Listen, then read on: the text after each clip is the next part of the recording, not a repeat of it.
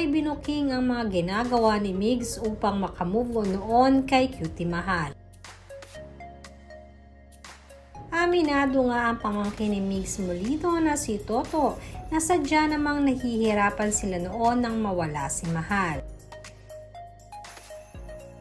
Bukod kasi sa namimiss nila ito, ay madami din silang pinagdaanan na masasakit simula nang iwan sila ni Cutie Mahal. Pagbubuking nga ni Toto, napakalaki nga na naging improvement ngayon ng Tito Migs niya. Subalit malungkot din sila nang makita ang sitwasyon ni Migs na mga panahong kakamatay pa lamang ni Cutie Mahal.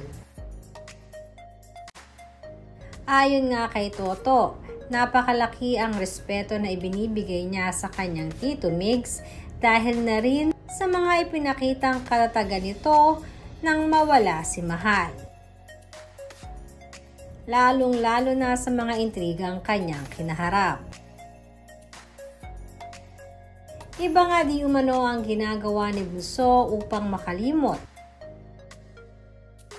Dahil hindi katulad ng iba na itinatago ang mga naiwan na alaala ng kanilang mahal sa buhay. Bagkus ang ginagawa ni Migs Molino ay binabalik-balikan niya ang mga bagay-bagay na naging alaala noon ni Cutie Mahal.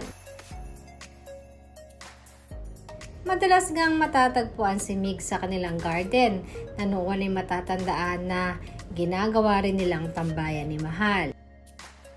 Ganoon na rin sa Tagaytay at maging sa sariling vlogs nila ay patuloy pa rin ang kanyang panonood dahil ito daw di umano ay nakakapagpaalaala sa kanya at nakakapagpabalik ng mga masasayang alaala nila ni Mahal.